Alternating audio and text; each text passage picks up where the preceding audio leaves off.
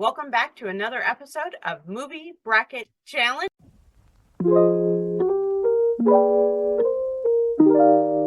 This is my recap of the Three Caballeros. Sorry if I mispronounced it, but most important thing to remember is it has Donald Duck, and we all know how I love my Donald Duck.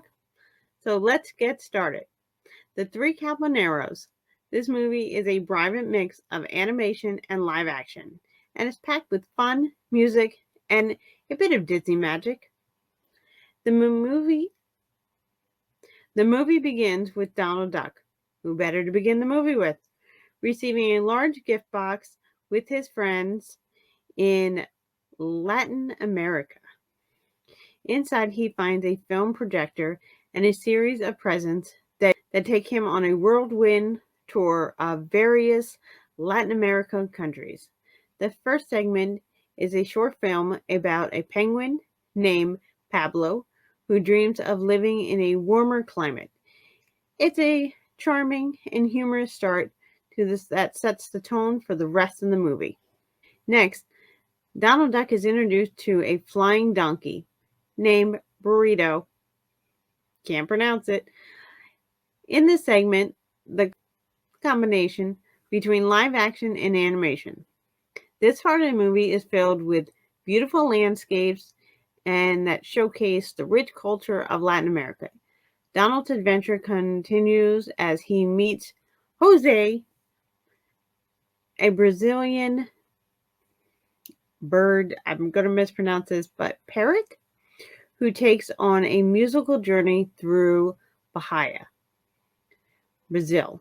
This vibrant color and lively music makes the segment visual treat. Also, for my epileptic friends, it also makes it a little sensitive. So, just be a little wary of that. On the highlights of the movies is introducing Benchito Picasso, a Mexican rooster. Together, Donald, Jose, Bensico form the Three Caballeros. Can't still say it. They embark on a series of adventures that include thrilling rides on a magical soap and visit Mexico City. The chemistry between the three characters is fantastic, and it just couldn't be better. I mean, after all, they did make a ride in Disney World because of it. The movie's not just about fun and adventure. It's also a series of cultural celebrations. Each segment is a love letter to the country it represents, filled with traditional music, dance, and folklore. Sorry about that.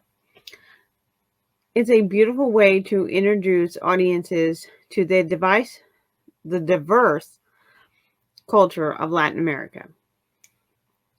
As the movie progresses, the line between animation and live action becomes increasingly blurred, creating a surreal magical experience. The final segment is dazzling and displayed with fireworks, music, and dance that leaves the lasting impression. Be careful to my epileptic friends and light-sensitive friends. The end of the movie gets a little, sort of like the ride. The Three Caballeros is a unique and delightful film that showcases Disney's innovation, spirit, and love of storytelling. This movie can be enjoyed both by kids and adults, just like the ride. I love the Three Caballeros. There are parts of it that are a little difficult to watch to my light-sensitive friends. I always like to put that warning out there. We are an epileptic-friendly channel, so remember that, and remember to be careful as you watch it. However, it does have Donald Duck, so, of course, it's a fantastic movie. How can you go wrong with Donald? But don't just take my word for it. Go watch it, and then let me know if it's your vote. Thanks, everybody. Have a great day.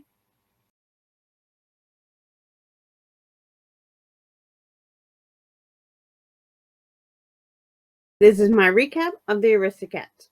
In all fairness, I absolutely love cats, so I love this movie. I could watch it over and over again. I love Marie. I adore her. She's just the best little sister, of course. Well, maybe not the best, but she's pretty great. So let's begin. The Aristocats is set in Paris. The Aristocats is a story that follows a cat named Duchess and her three adorable kittens. I'm going to mispronounce their names, all but the one. Burlux, Toll's House, and Marie. Marie's obviously my favorite. They live in a luxurious house. They live a beautiful life. They're very spoiled. They're owned by a wealthy madam, and she adores her kitties. She takes great care of them. The trouble begins when Madame decides to leave her fortune to her beloved cats. Her greedy butler, Edgar, overhears this and devises a plan to get rid of the cats. Can you believe that? Hoping to inherit the fortune himself, he kidnaps Duchess and her kittens and abandons them in a countryside. Lost and far from home, Duchess and her kittens meet a charming alley cat named Thomas O'Malley. Great name, little Irish. And with his street smarts and big heart, O'Malley becomes their guide and protector as they embark on the adventure to get home, get back to Paris, and get back to Madame. Along the way, they encounter a lot of colorful characters, including a group of jazzy alley cats led by Scat Cat. The film features memorable moments and musical scenes. I love the song Everybody Want to Be a Cat, which adds a lively and fun vibe to their adventure. As they near home, Edgar plans start to get unraveled. With the help of their new friend, Duchess and the kittens manage to outsmart Edgar. Those cats were really smart, and Edgar, not so much. The showdown is really hilarious and really funny. And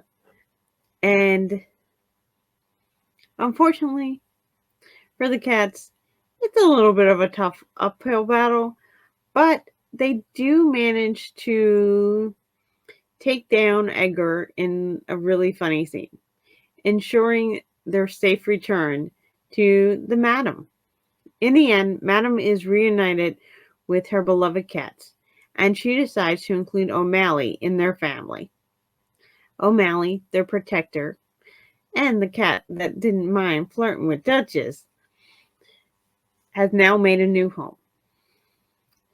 The Aristocats is a heartwarming tale of love, friendship, and the importance of family, wrapping in an enchanting story set in Paris. I love that it's set in Paris. I love the cats.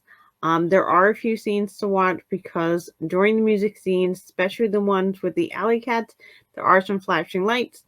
But it's great to listen to, so you don't have to watch the screen to enjoy this movie. That's probably one of my favorite things about this movie. I've watched it a lot of times, but I sometimes watch it when I'm sick and I don't feel like looking at the screen. You can just listen. They do describe a lot of where they're going and where they're walking, so if you're not watching it, it's still great to listen to. And the music isn't bad. Some of my favorite parts are Marie being a little snarky to her brothers. It shows the real chemistry and the real love between siblings. So let me know if this is your vote. Thanks, everybody.